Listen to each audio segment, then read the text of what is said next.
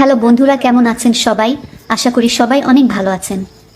ক্লাসে একা পেয়ে আমার ম্যাডামের সাথে ওই ক্লাসের ভিতরে কিভাবে খেলেছিলাম সেই ঘটনাটা আজ আপনাদের সাথে শেয়ার করব। তো চলুন সোজাসুজি মূল ঘটনায় চলে যাই। আমার সেই ছোটবেলা থেকে স্বপ্নের দেশ লন্ডনে যাওয়ার জন্য কলকাতার একটি ইংলিশ কোচিং সেন্টারে ভর্তি হলাম। প্রথম দিন গিয়ে দেখি আমরা মাত্র 4 জন স্টুডেন্ট একটা ব্যাচে। আমার মনটা খুব খারাপ, কারণ কোনো মেয়ে নেই আমাদের ব্যাচে। কোচিং সেন্টারের সুপার এসে বলল, আপনাদের টিচার কিছুক্ষণের মধ্যে চলে আসবে, উনি জ্যামে আটকা পড়েছেন। সুপার যাওয়ার কিছুক্ষণ পর একটা সাদা টাইপের পোশাক পরা একটা মেয়ে, বয়স 17 কিংবা 18 হবে, আমাদের ক্লাসরুমে ঢুকলো। মেয়েটি এসেই আমাদের বলল, আমি দুঃখিত আপনাদেরকে বসিয়ে রাখার জন্য। এবং উনি পরিচয় দিলেন, উনার নাম তামান্না। উনি ইংলিশ মিডিয়ামে ও লেভেলে পড়েন, আজ থেকে আমাদের ক্লাস নেবেন।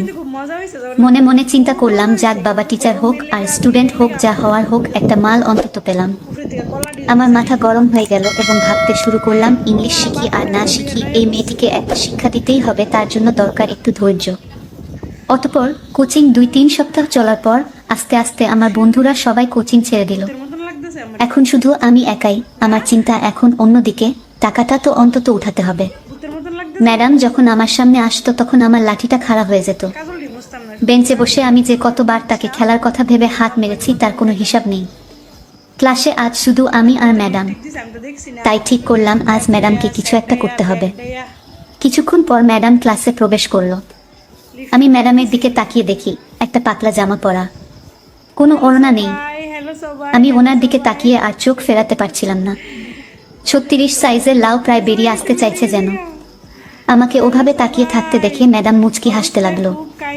আজ আমার একটা ইংলিশ টেস্ট আছে, তাই পেছনের পাছা দুলিয়ে আমার জন্য খাতা আনতে গেল। ওনার ফিগার অত কাছ থেকে দেখে আমার লাঠি সোনা আরো বেশি খারাপ হয়ে গেল। আমি লেখার সময় আমার হাত থেকে কলম পড়ে গেল। উনি তখন আমাকে উঠতে বলল। আমি উঠে দাঁড়ানোর সাথে সাথে উনি দেখি আমার তলাকার লাঠির দিকে তাকিয়ে আছেন। উনি বলল, ওটার ও অবস্থা কেন? আমি মনে করলাম ওনারও কাম লাগছে। আমি বললাম, আপনার লাউয়ের সাইজ দেখে আমার লাঠিটা খেপে গেছে। ম্যাডাম কলম তুলতে তুলতে হাসতে লাগলো। তারপর উনি আমার কাছে এসে বলল, আশিক, তোমার বুঝি এখনো ওসব দেখা হয়নি?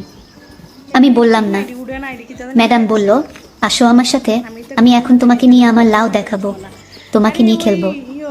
আমি তো মেঘ না চাইতেই জল পেয়ে গেলাম। মানে ম্যাডাম আমার ব্যবহার আর চাউনি দেখে বুঝতে পেরেছিল যে আমি ম্যাডামকে খেলতে চাই।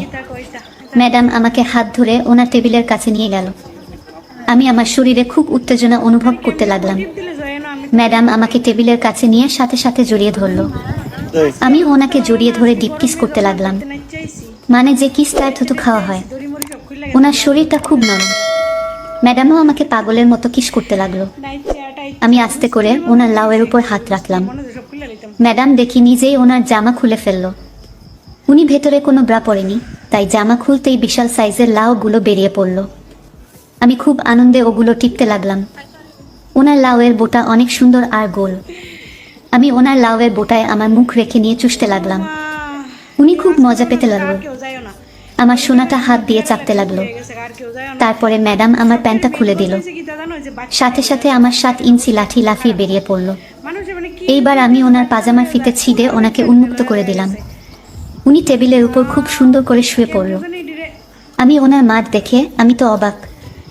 এত সুন্দর মাঠ আমি কখনো দেখিনি, সুন্দরভাবে পরিষ্কার করা।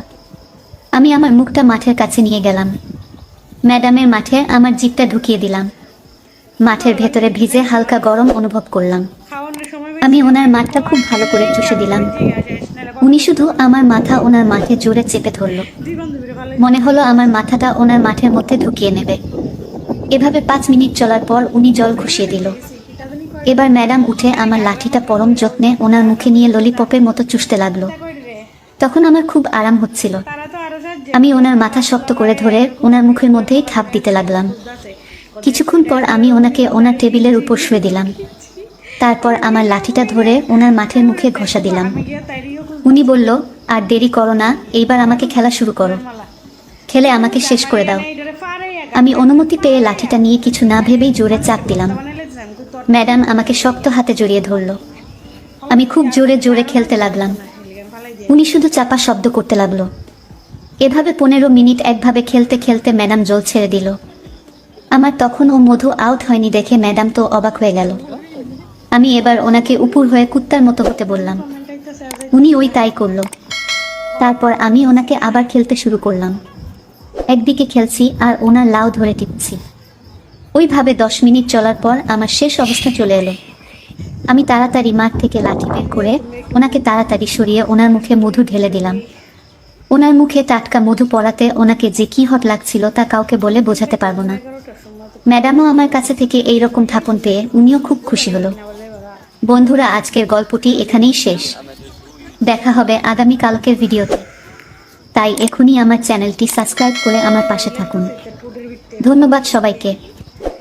মানুষের তো আরো হাজছে মাগো, এই হিল পইরা পইরা মায়া বেনে বেরিয়েছে নাচতেছে। আমি কইস আসছে ইডির ভাড়া খাওয়ানোর আগে আমি বাগি, ইডির ভাড়া খাওয়ানোর আগে আমি বাগি।